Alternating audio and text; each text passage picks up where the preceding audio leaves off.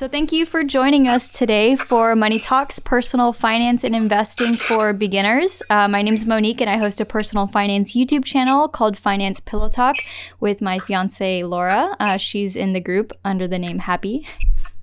And I've gathered a group of my friends that also happen to be pretty savvy in the finance space to talk with us today.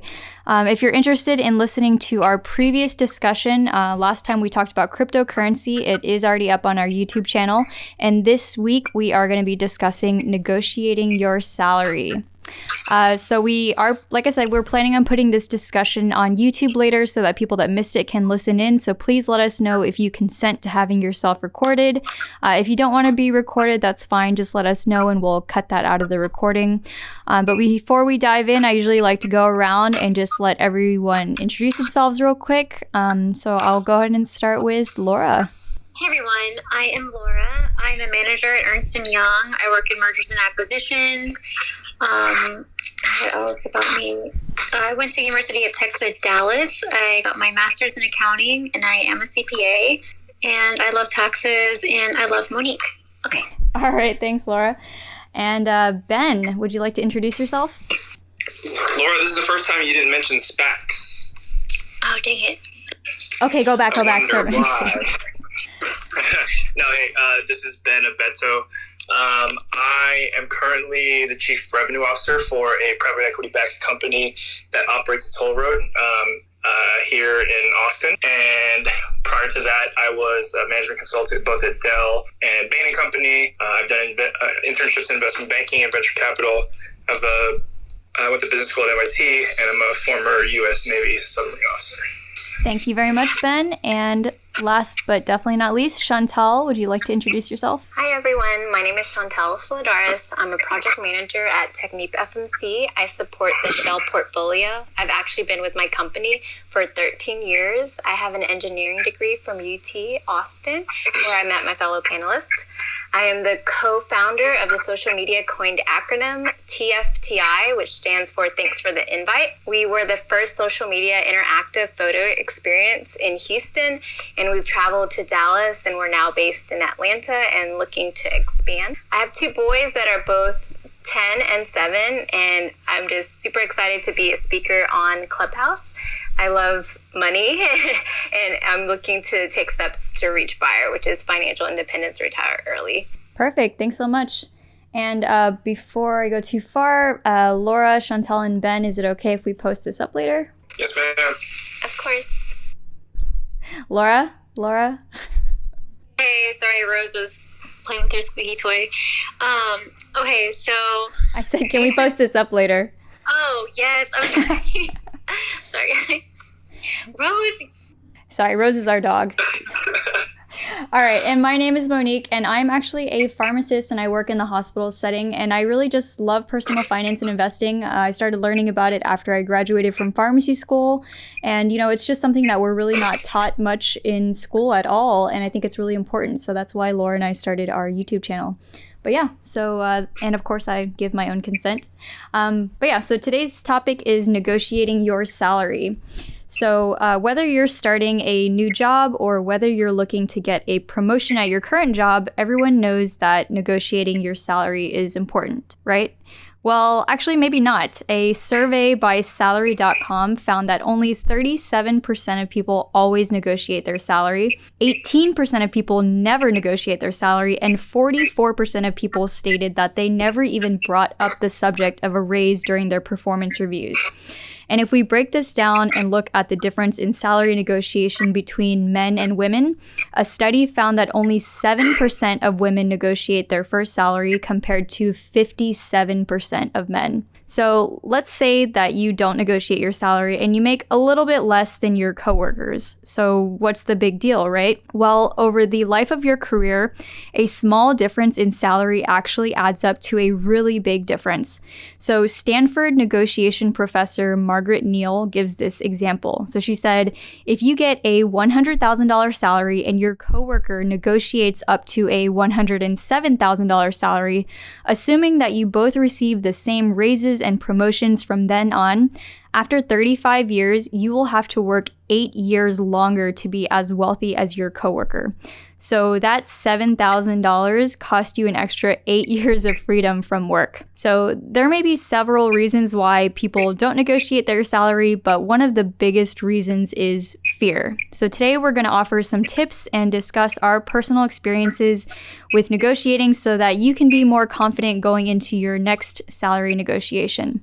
So what I'd like to do today is kind of just go around and give everyone a chance to talk about, what some of their tips are and what some of their experiences negotiating have been. And I'll go ahead and let Laura start. Hey, everybody. This is like my personal preference. So I have read like books and everything over negotiating. And what I like to do is, like some market research and to see kind of what the ceiling is, meaning like what's the high end of the position that I'm entering into and also the low end. And then I'll pick a number that I'm, pretty comfortable with and I think that's reasonable. And then when I'm actually in the negotiation phase, like usually what happens is the recruiter will ask you, so Monique, how much do you want? Right. And so that like completely opens up the stage and they want you to put in the first word. And so what I usually do is I'll actually give them like, at first I was going to tell you guys like a percentage, but I'll just be like out with this. Like I like to just give like my number plus 20,000 or like 20,000 to 15,000 because I know and within, like reasonableness, right. Or even above it. And so I know when they come back, hopefully, right, I'm crossing my fingers that they won't go below what I already want. And if they do go below what I already want, I feel like it's a duty as a woman. And I know I say that, but like because of the statistics, I genuinely think, you know what, I'm just going to like counter. And also if they give you what you want, right, even if it's like at that number, just counter anyway. Even if it's like 5K, 10K, whatever, like it just doesn't hurt to ask like. And honestly, they're not going to redact I've never seen that happen where they'll be like, you know what, never mind. Like, I just don't want to hire you. You know what I mean? Because you're within reason. But I don't know. I feel like negotiating can be kind of fun too. But that's kind of my take on it. Just don't be scared. And like I said, I've never seen, don't take my word for it, but I've never seen an offer be redacted or like taken back. But that's my 2 cents. All right. Thanks, Laura. And I guess that's a really interesting stance where, the 15 or 20K above. I definitely have read that it's good to kind of overshoot what you want, like always aim higher because, you never want to start your negotiation with what you actually want or what you're willing to take because that's just the start of the conversation. So that's a good tip. But yeah, we'll go ahead and move on to Chantal. What are your thoughts on negotiating your salary? Okay, I just wanted to share kind of 2 quotes that has helped me overcome my fears in asking for anything. So one is closed mouths don't get fed, and the worst that someone could say is no. So I tend to ask a lot of questions and say a lot of things. And for me, I think just keeping those 2 phrases in mind can help me overcome my fears. Specifically with salary at my company, I've been with the company for 13 years, so I haven't moved jobs, so I don't have that much experience in that. But specifically with my company, I kind of look at it like stocks. You know how they say DYOR, so do your own research. Understanding the corporate structure and the raises and bonuses within your structure is really important. So for example, at my company, we have different grade levels. And then at each grade level, you have requirements for each grade level. And for that, it's like a basis where you can negotiate what grade level you are at, because at that grade level, it's basically a salary band. So I think really understanding your corporate structure and that salary band and where you're operating based on your performance appraisal can help you negotiate what salary you should be paid at. And the big thing is being proactive. No one is going to care about your career and your performance as much as you. So you really need to manage your career. And it's like Monique said, especially being a woman, we don't really ask for things. We just kind of expect people to essentially promote us when they feel like we're ready. But for me, I don't think that that's a proactive approach. I feel like if you feel like you're ready and you're meeting those criteria, then you should be proactive in your career and and getting that next salary adjustment. And for me, what has helped me is I don't wait to the end of the year to have that discussion. So most companies right now, they're requiring monthly connects with your manager, and I use that opportunity for feedback. So I'll give an example of kind of what has happened to me. I was a manager, and so that's a specific grade level. And whenever I switched into project management, I actually took a step down in grade level in order to hopefully open up doors for me. And so the understanding, and I had a different manager at the time, was I would move in at a lower grade level, still same pay, but they would evaluate me in 6 months to determine if I would get a raise. And so I ended up switching groups, and my manager didn't have the same idea. So long story short is I basically took the matrix that had the different requirements. I gave specific examples on how I identified the criteria, and they gave me feedback of how they felt I wasn't ready. And so I asked for specific examples of what would get me there. And basically, whenever I met them and then the time period, and I basically said, okay, where's my promotion and the pay to go with it? So I was very aggressive with it because I felt that, one, I was doing a lot of work for my company, and for that grade level, in taking that step down, it also affected my bonus structure because I was a manager and taking a level down, I didn't get a manager bonus. So that was very important for me to get to that next grade level in the project management space. So those are things that I did that helped me in my progression. Yeah, thanks, Chantal. And that's definitely really important. I mean, as I guess finding out as much as you can about the company that you're gonna work for, and if you are able to access that sort of information of like the different hierarchies and different pay levels, that can really help you. Because I know definitely like in the job that I'm in now and like the company that I work for, it was really hard for me to negotiate my salary. And it was when I spoke to the recruiter, he was very specific, like, well, you know, it was kind of like check boxes, like, okay, if you have this certification, or if you have this many years of experience, or if you have, you know, if you have a residency or whatever. And then it was like, for each of those check boxes, it was like, okay, well, this is kind of the salary range that they're allowed to stay within. So I wasn't really aware of all that when I first started negotiating for that job. But yeah, I think that would have really helped. Like if I had known that beforehand going in, that would have helped, you know, that conversation go a lot easier and kind of help me maybe like not waste either of our time trying to have these negotiations where like, you know, if the recruiter thinks that like, well, we can't really go outside of this if you don't have this specific, you know, thing that we're looking for. So yeah, getting as much information as you can, if you have any access to like people that already work for that company, that's really helpful. But yeah, great. Ben, what about you? Any tips on negotiating? I think my first point is very similar to Chantal's and yours, in that you just have to understand the motivations and limitations of your company. And I'm not going to say don't buck the trend. You can try to do that, but just have some dose of reality and how much you would be able to sway the kind of structure that's already in place. So understanding those limitations, I think, is key. You know, are there corporate policies? Are there formal and informal evaluations? How much flexibility does your manager have? Again, seniority, pay grade level, functional differences, all those things. Know, you know, where your company sits inside its sector, how profitable it is, what the funding stage is, if it's a smaller company. Those things matter in the kind of compensation strategy of a smaller company. And then large companies, I think, have inertia and have put structures in place so that they make it more automated, and so there are more limitations. So again, just understand that. And if those are limitations, then you should look outside. I think, I don't know what the stat is, but I am pretty sure it's much easier to move up kind of in responsibility and in compensation as you switch to a different company most of the time. Is it, I know compensation wise, I've heard of that, but I heard that it's, and maybe this is women-based, but I heard it's harder to move up the ladder when you switch company. Yeah.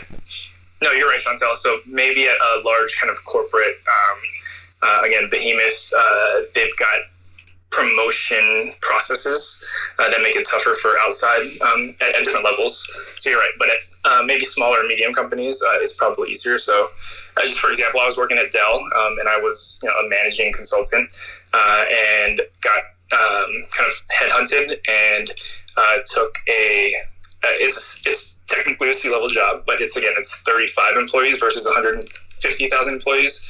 And so it's a different role, a different kind of responsibility, and different kind of revenue kind of magnitude. So you just keep those in mind and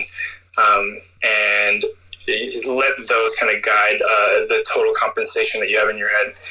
Yeah, so that's a good point. I think the next thing is prepare, right? So have all of the relevant information, be able to present your rational case, be ready for pushback, but always have, your BATNA kind of negotiation term, your best alternative to negotiated agreement. You have to be willing to accept or walk away, right? So if you are, you're in a better position kind of leverage wise if you kind of understand what that best next alternative is. The other thing is, I think number 3 is, the grass is not always greener. Salary may not actually be the deciding factor. It typically is kind of the most prominent metric of success in our society, especially with high-performing individuals. But I think there are other motivations, right? So reflect on what else you like or dislike about your job. Will 15% extra somewhere else really make you happy? Will getting 5% at your current job instead of 15% really warrant a departure? What else do you value? And then 4 is more related. It's kind of a sub to 3, but some of the other factors are moving costs, real estate market, cost of living adjustment, healthcare, taxes, learning curve at a new company, culture of a new company, work-life balance, and career objectives. So I know this is finance related, but it's not just about money. We all like money, but it's not just. Oh yeah, absolutely. I mean, I think even though I think salary is probably the most obvious way to figure out the value of the job or something, but there's so many other things that you can look at, like you're talking about, like your quality of life, like are you able to work from home? How long is your commute?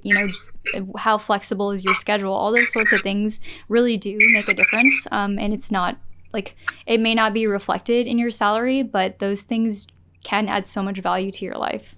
So yeah, absolutely. But yeah, great. Thank you so much, Ben. So I'm going to go through my list, and it's probably going to be a repeat of some of the things that the other speakers have already mentioned. But I think that's a good sign that all of us are kind of saying some of the same things, because that shows that that's kind of what's worked for us or things that we've seen work for other people.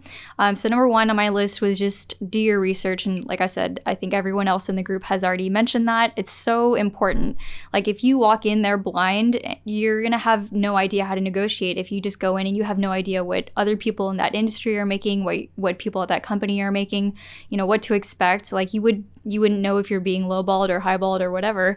So yeah, definitely do your research. And there's plenty of websites out there that you can do that. There's things like PayScale or Glassdoor. So you can look up the salary of the people in your industry and in the actual geographical area where you live. And then another thing, of course, talk to your friends. If you have people that work in that same industry, in that same location, or for that, especially if it's for that same company, I feel like people are really afraid to talk about their salaries, and it's kind of like a taboo issue. It's kind of weird to be like, oh, well, how much money do you make? And I get that, but at the same time, I feel like it doesn't really help anybody except the employers, because to hide that information. Because I feel like if we were all a little bit more transparent with that stuff, knowing what your coworkers make, knowing if you're getting paid fairly, I think that's really important in your hiring process, as well as when you're asking for promotions. So I definitely think as I've worked longer, as I've gotten older, I'm much more comfortable with those conversations, especially with my closer friends at work. I think it's a lot easier for us now to be like, oh, okay, well, what are you making? What were you hired at? And yeah, I think that's something that's important for us all to talk about, because I think if we don't talk about it, like I said, I think it really only helps the employers rather than the employees. And then secondly is document your accomplishments. So obviously, like, you know, when you go in and you're trying to get a new job, you know, your CV and or your resume will have all that sort of information. But I think if you are at your current job trying to get a promotion or some sort of raise, this is really helpful. And this is something that I actually do in my own life all the time. So, you know, pretty much any job, you're going to have some sort of annual review. And I feel like all of my coworkers usually really hate this process because we have to fill out this really long survey. We have to answer all these questions about like all the things that we've accomplished during the year. So what I try to do to make things easier on myself is I keep a Word document, you know, just on my Google Drive, and I document every single time I make a good recommendation or some sort of accomplishment that I've achieved at that job. And I literally just write down the date and, you know, whatever it is that I did, whatever recommendation I made, and I just write it down on this document. And then so when it comes time for me to do my final review, it's really easy for me to just kind of sort through that document and just look for things like, okay, well, this meets this criteria. Oh, this is, you know, leadership or teamwork or whatever it is, wherever it fits in there. But it's just way easier because I've documented, you know, the date and the specific thing that I did, because I think it's hard to say like, oh yeah, I'm a great employee, but then not have any examples of that. So yeah, like if you just, you know, quickly jot down something throughout the year, it'll make it a lot easier when it comes time for that review. And then I think I didn't really write this on my list, but I had read this before, and this is something that Chantal mentioned, is, you know, really don't wait until that annual review if you really want a promotion or you really want a raise. You know, start having that discussion with your boss like way earlier. Like let them know like, hey, you know, I've been working here for X amount of time. You know, these are my goals. This is what I want to achieve. Like, what do I need to do to get to that point? So if you let them know ahead of time that that's what you're looking for, you know, your boss can try to help you along the way. Like, okay, well, if you achieve these metrics, you know, we can try to get you there. And they can try to start thinking about like their budget for the next year too. So if you are able to like bring up that conversation with your boss a lot earlier, then rather than just waiting until your review time, that's a lot more helpful for you as well. And then another thing that I wrote down is think outside the box. So, and this is something I already mentioned kind of with the conversation with Ben, is, you know, if you're talking to your boss or if you're talking to your potential new employer and they really aren't able to budge at all in their salary, you know, just try negotiating some other things. There are plenty of other things that, like I said, can bring value to your life that may not necessarily be reflected in your salary. So you can ask for more vacation time, or like I said, the ability to work from home, especially now with the pandemic. Like so many people were working from home, and I think a lot more employers are open to that idea because they've seen that it can work. And really, like, I don't know very many people that work from home that say that they hate it. Like, I think, you know, some people say they miss their coworkers, but being able to just wake up and immediately start working, like not have to get ready for work, not have to get dressed and drive an hour or whatever back and forth to work. You know, you're saving money on packing lunch and coffee, and you're able to do like little tasks around the house. Like all those things do add value to your life. You know, other things you can ask for, like a more flexible schedule. Or if you're working for a much smaller company, you can do things like maybe ask for stock options or something rather than increasing your salary. So just think outside the box. Like I said, if they really won't budge on the salary, just try to think of maybe some other things that they might be able to give you.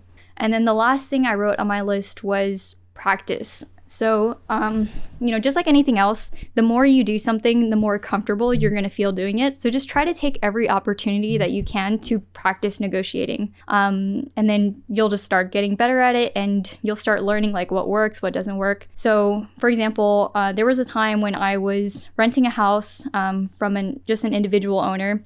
And after my 1-year lease was up, so I had a conversation with the owner, and I brought up that, you know, I was a really good tenant. I always paid my rent on time. I took really good care of the house. And I stated that, you know, by keeping me as a renter for another year, instead of having to go out and find a new renter, the owner would be able to save the money lost on the time that the home would be unoccupied and the amount of money that he'd have to pay the realtor to find a new tenant. So, you know, like having your case built up, having like logical reasons why it makes sense for him to give me, you know, discounted rent. So yeah, like I was able to get a modest decrease in my rent, and I think he removed our monthly pet fee.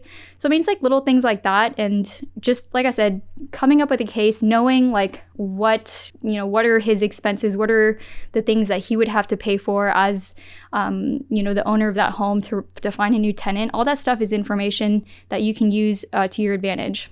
So really just do your homework, and like I said, try to negotiate as much as possible. And I think a lot of times we, especially in America, we are not used to negotiating, and we're very used to like, oh, you go to the mall and you buy something and that's the price. The price you pay is, whatever you see. But, in a lot of other countries, that's not the case. You go to some market and everything is negotiating. So I think that's a really good practice, when you travel, to just keep doing that stuff as much as you can, and it'll just get easier. And then when it does come time to negotiate things like your salary, yeah, it'll just be something, second nature to you. But yeah, so those are my tips, and I hope some of those help you guys out. But yeah, I think we can open it up for any questions if you guys have any. One thing I noticed that you guys had talked about, and it seems like we have some very kind of strong women on this panel that are willing to take the initiative. I would say that it's I don't want to adhere to stereotypes, but there are personalities who just don't like that. I'm one of them. I don't do well in like confrontation or pushback, and so understanding yourself and what your kind of strengths and weaknesses are, and try to develop a plan that kind of allows you to maybe not risk what you're weak at. I think, again, preparation helps.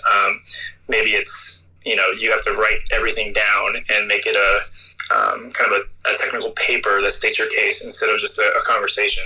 Just know yourself also, and know who you're talking to across the table. They might like to negotiate and argue. So some of the soft things also matter. Oh yeah, then I can tell you right now that I definitely was not this personality type growing up at all. And even now, like, I tried to negotiate my most, now that I'm a little older, I've tried to negotiate. But when it came to my very first job out of residency, I didn't negotiate at all. I was just like, oh yes, please, thank you. Like, I'll take whatever I can get. Yeah, so I mean, but some roles in some industries are like that, right? So you just gotta understand. Like, I was in the Navy for 9 years. There's no negotiating your salary there. I went to an investment bank. There's no negotiating your base salary, but you do have to understand how to kind of call out your performance measures when it comes to your annual bonus. I think a lot of client services are like that at the lower levels. At the higher levels, I think you have a little more kind of autonomy to negotiate or flexibility because you're driving actual business. And then, certain industries just don't have that type of kind of negotiation. So you do have to kind of just look at what is in the realm of possibility for what you do. Oh, yeah. Okay, I just want to stress I'm sorry, I don't want to cause a tangent, but I'm going to. Before I forget this, as a takeaway, if in the event you are offered a bonus, I highly, highly encourage everybody here to negotiate the bonus and ask them to put part of that bonus as your base salary. That's all I want to say. I just want to harp on that. Please do that. Okay, just continue. Yeah, I definitely think, like you said, Ben, we do have some strong personalities on this panel, but yeah, growing up, I was very shy, and I was always scared to talk to people. I remember so I was a Girl Scout, and we have to sell Girl Scout cookies, and I was too scared to ask people if they wanted to buy Girl Scout cookies. And now looking back, I'm that is the easiest thing ever. Everybody wants Girl Scout cookies. You don't even have to really do anything. Just put them out there and people will buy them. So it's been That's so cute. Yeah, my mom used to have to help me sell Girl Scout cookies. She would just take them to work and people would do it for her. But I was so scared. I wouldn't even ask will you please buy my Girl Scout cookies? And so it's definitely been a journey, and it's just something, like I said, you just practice, and with time it gets easier, just like anything else. But yeah, so don't be afraid, and even if you are afraid, don't think that you're always going to be afraid. I actually didn't know that you could negotiate all these things until I became a manager. So I was in corporate for 5 years, and then I became a manager, and then people started negotiating their salaries with me, and I was like, what? This is a thing? So I seriously, so I really think And I'm one of those people, I do have a strong personality. I'm not afraid to ask for things, but I feel like I just didn't know that that was a thing in the corporate sector. So it was just enlightening to me when I found that out.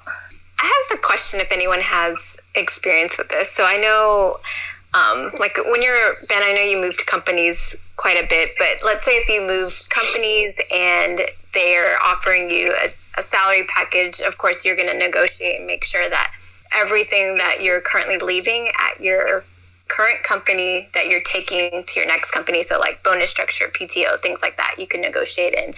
So what happens when like your current company counters that, like when you're ready to leave? I don't know if anyone has experience with that, but I know that that's a thing where, because we've done it as a manager, when one of my employees was leaving, I tried to keep him and I countered the offer to try to match it as best as we could within our parameters. So I don't know if anyone has any experience with that. Yeah, and if they can share their experience. No, I think that goes on a kind of case by case basis, but yeah, I think it's as a good manager, you will recognize what value that person brings, and again, when you kind of try to shed light on the full costs of a transition, and so I think you did have some leverage in being able to match, and then being able to quantify or monetize the other factors, so that he or she made it a part of their decision.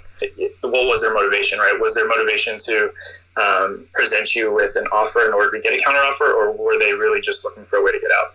Yeah. But on the other side, from his side, people do that. I think more at the senior levels, right? They will recognize that if a new company needs them, and they are kind of foregoing, say they're leaving in October or November, you can negotiate. Well, I need to start in January or February so I can receive my annual bonus, or you're going to have to pay me, right, to make sure that I don't lose out on what I've already kind of unrealized earned. I've definitely seen that happen. Yeah, Chantal, so I haven't personally done that myself, but I do have a friend that works in oil and gas, and he was interviewing with another company, and they gave him an offer, and his current manager at his current job did counter that to keep him on their staff, and I think he did end up staying.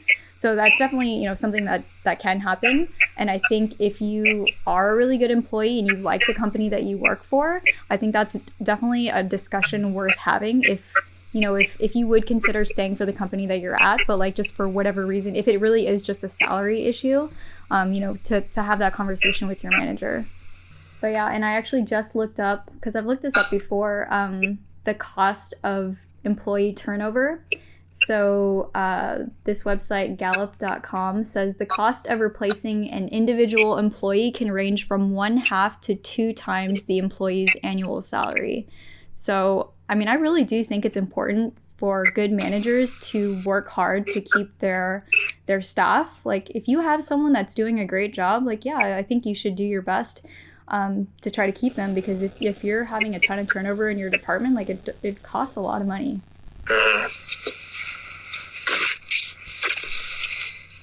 Yeah, when I was at Bain & Company, it was actually an evaluation metric for every manager to be evaluated by their employees, but from their direct reports, right? And so it was really important for the manager to be an advocate for their direct reports, because it was part of their grading rubric. Oh yeah, absolutely. I used to work for this department that I feel like we had turnover every year. People wouldn't stay in that department for more than 2 years, and they would just hire new people, and then as soon as someone new was hired, someone else would quit. And I just feel like it had to have been throwing up red flags for the HR department or something to see these numbers.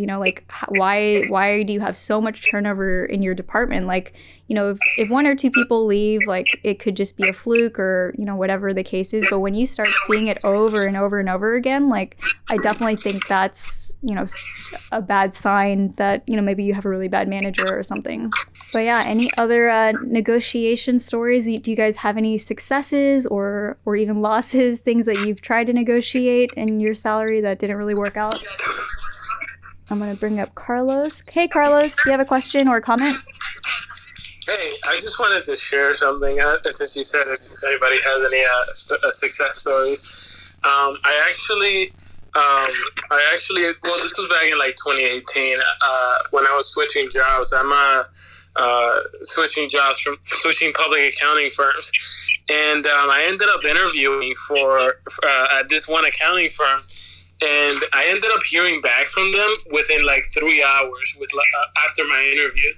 And if they the thing that went through my head was if they contacted me within 3 hours, like I'm getting everything I asked for. I don't care. So I ended up, they tried to. I think Happy mentioned this, that you should get your whatever bonus they want to give you as part of your base salary, like the salary that I asked for. They try to lowball me and give me like a sign-on bonus and all this stuff, and I'm like, no, like I don't want a sign-on bonus.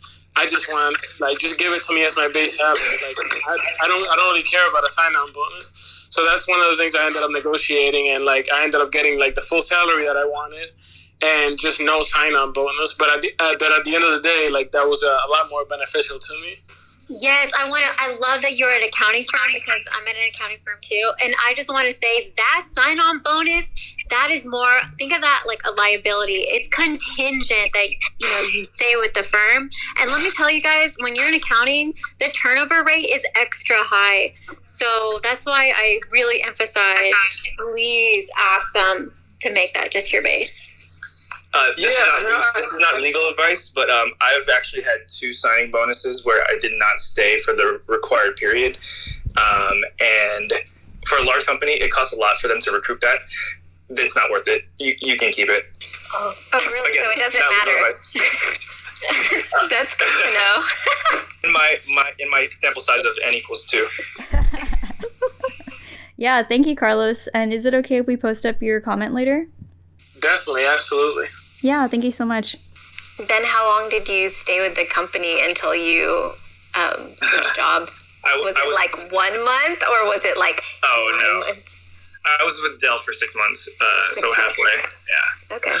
Oh, I think, this is kind of out of the scope of this conversation, but I remember when I was leaving my last job, the thing that kept me there just a little bit longer than I wanted to stay was the vesting schedule. So I don't know if any of you guys are familiar with that. So a lot of times, if you work for a company and they do a match for your 401k or your 403b, a lot of times they have some sort of vesting schedule. So what that means is it will vary from company to company, but sometimes, I think for the company I was at, it was you had to work there for 3 years in order to keep all of the match for your 401k. So I was literally calling I would call them and be like, how much longer, how many more days do I have to stay here before I can leave, before I'm fully vested? Because that is, that can add up to thousands of dollars that you're throwing away if you leave your job early, especially if you're just on the edge of being done. Yeah. Mm-hmm. If you were only there for a couple months and you want to leave, no big deal. You're not throwing that much money away. But if you've been there for several years and you're almost fully vested,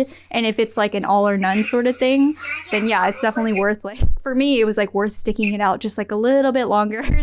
But yeah, I literally called, Fidelity or whatever, and I was like, okay, tell me the exact day that I will be fully vested so that I know when I can put in my 2 weeks notice. So that's something you might want to think about too, for anybody that's considering moving to a different job. Oh, actually, and I recently listened to an interesting podcast about unemployment and the pandemic. So obviously, I'm sure we're probably all familiar with how many people have been unemployed because of this pandemic. And now that the economy is opening back up, people are starting to hire again. And even though there's a lot of jobs available, a lot of people aren't actually accepting all those jobs. Because, certain things the government still continuing to pay for unemployment and giving these stimulus checks and all that sort of stuff, people are actually having a hard time finding employees. So I think that's another thing that you can use to your advantage. If you are looking for a new job, know that you may have the upper hand in some situations where, they really need help, but no one wants to work because they're perfectly happy staying at home. So yeah, I thought that was really interesting that like, yeah, employers are having a hard time and they do have to work a little bit harder or like increase their salary. Yeah, the podcast I just listened to today, I think it said the recruiter said that they wouldn't even take any offers from companies that were paying less than $13 an hour because they knew that they wouldn't be able to find anybody to fill those jobs. So, I mean, just things like that where it's like, you know, companies are starting to have to pay more because of, you know, things like stimulus checks. And so use it to your advantage. Do all of y'all's companies adjust at least for inflation every year? Mine does. Yeah. It depends. I mean, when oil and gas is not doing well, then there is a freeze on your salary. But typically, we'll have inflationary raises. Yeah, I think my company, for the most part, they do. But honestly, in my industry, like most of our raises are just to keep up with inflation. Like if you're the best performing person in our department, like you might get a like 5 or 6% raise. Like if you're just average, like you're just gonna get the 2 or 3% inflation raise. So not a huge amount of room for promotions in pharmacy. But yes, something to keep in mind for everybody too. Don't be scared, guys. Don't be scared. So maybe related, but you know, one of the big things I considered when I was leaving the Navy was, you know, what role would I go to? You know, what fit my skills, and then what was the career trajectory for that? You know, that next part of my life. And so, you know, there are just certain occupations that make certain amounts, and you know, you have to make sure that you're comfortable with that. And if you need to supplement it, you know, you should plan for it. But, you know, there are certain occupations that pay more than others. There are certain things you can do to increase your salary kind of base. And so that's one of the reasons that, well, is the biggest reason that drove me to go to business school after the Navy. So, I didn't have a salary for 2 years, but under my calculation, it would pay itself back, you know, in a very short time. I think that's one of the reasons why I did engineering for my undergrad, because it was 4 years and it made a lot of money. And so that was my strategy coming in, because if you think about the raises year over year, then you're going to come out ahead. So that was kind of my strategy whenever I went to college. Yeah. Yeah, I definitely think engineering is probably one of the few majors in college Makes the most. that I mean, you can Makes a lot. you can get a decent job without having to get a master's or a doctorate. Like I don't think you can say that for most other degrees. But yes, it's definitely something to keep in mind for anybody that is still in school or considering what to study. There is a big difference in pay scales in different jobs for sure. So do your That's research. a whole other topic too. Yeah, I know. Oh my gosh. I won't go off on that Yeah. tangent. You talk about pharmacy? You want to talk about your pharmacy? Yeah, I gripe about it all the time. I'm like, does. man, I went to school for so long.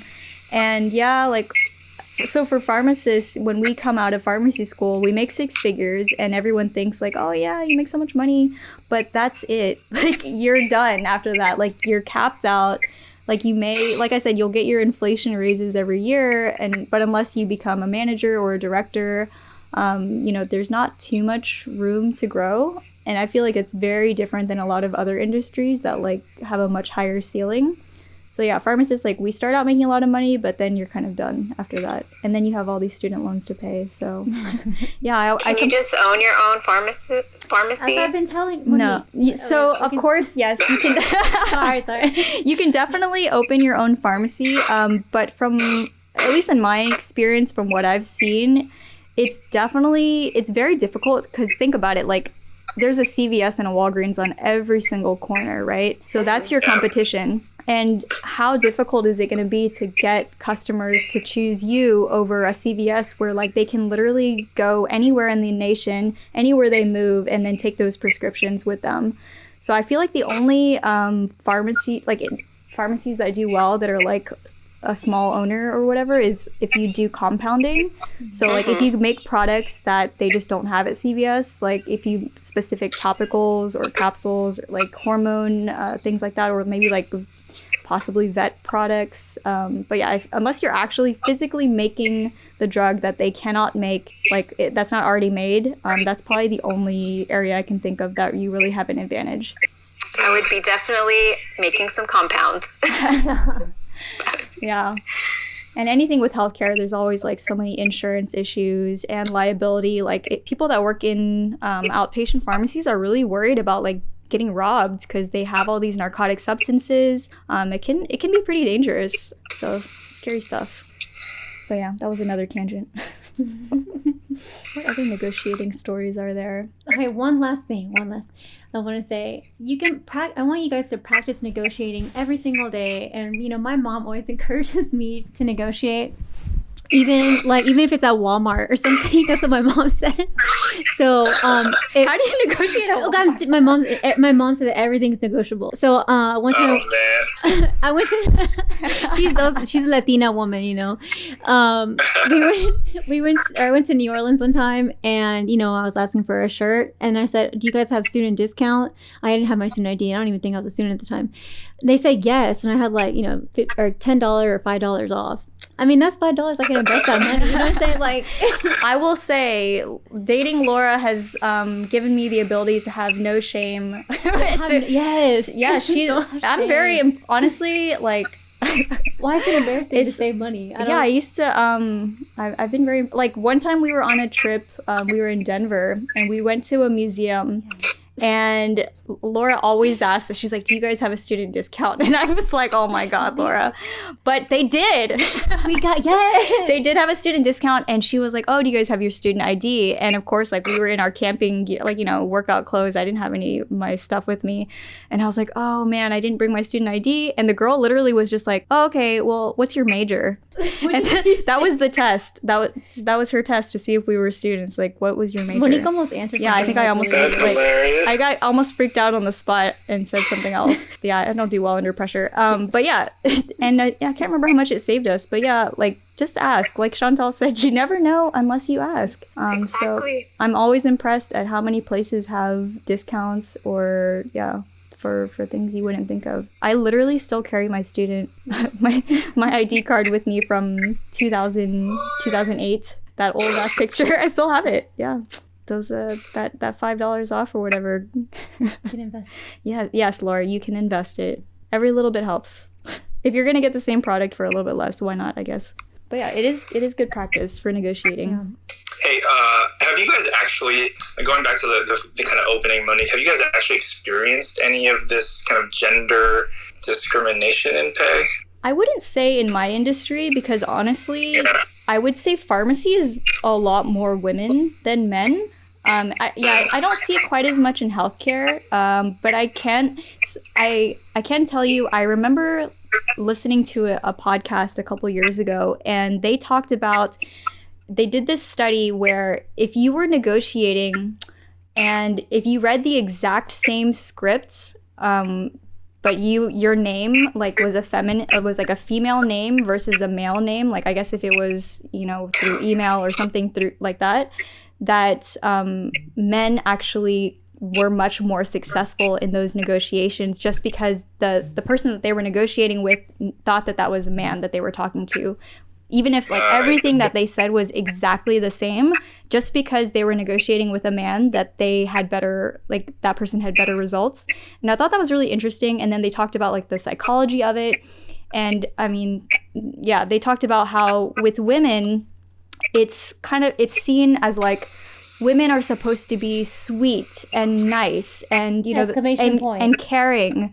And so for when women negotiate, it's kind of like you think about them differently, like, oh well, she's just like such a bee, or like she's so, I didn't say it, but yeah, like, or she's so bossy, like those sort of things. But like men are supposed to be strong and confident, like it's just those characteristics, because of how our cultures like think of men versus women, benefits negotiations. And I remember thinking after listening to that story, I was like, man, when we have kids, I'm gonna have to give them like gender neutral names just to help them like in these situations, because I don't want someone to give my daughter like a bad deal just because she's a woman. And, hopefully that changes in the future. I really hope that's not something that continues when our kids grow up. But yeah, it was really interesting to hear that just that one thing, just your name, if you had a male name versus a female name, that you had better success. That's why I feel like it's our duty to negotiate. Just do it. Yeah, and who cares? Like even if you're like, oh yeah, oh my god, I love this, thank you. No, go back, be like, oh, I was thinking about this plus 5K. Like who, you know what I mean? Like who cares? Like what's the worst they can say is no, like Chantel said. And so I can say this one story. So this didn't happen to me, but like in my old job, we were hiring a new person to add to our team. And so we ended up hiring this girl, and I remember her hiring manager talking to me and saying like, yeah, I really liked her, but then it kind of like put me off because she wanted to negotiate her salary. And I was really upset like at that conversation, because I was like, why? You know, what's wrong with that? Like, I think that's perfectly within her rights. Like, I think that's great that she tried to negotiate her salary. But in this woman's opinion, like, she didn't like like I said, like she didn't like her personality because she tried to negotiate her salary, and it was just weird. That's not a personality. Yeah. But I think that the more that women try to negotiate and the more we normalize it, hopefully, you know, people won't see it that way as much. Like, oh, well, she tried to negotiate. Like, well, I want the opinion to be like everyone should try to negotiate. Like, no matter who you are, no matter what the situation is, like, at least try.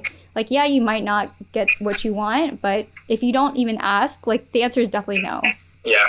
Yeah, there's so many resources out there now. They're very, like, industry-specific resources. I know, like, the tech industry definitely has a bunch of resources. And it's getting much harder for them to kind of keep this opaque. And so, yeah, when you come to negotiation, you've got to have the information, right? And you've got to be willing to really state your case. But I do like the point that you don't have to wait, right? Like if your company needs you and you feel like you are not being compensated fairly, it's always within your right. You know, you don't have to stay at your job. Again, it works better if you have an alternative, but it shouldn't be.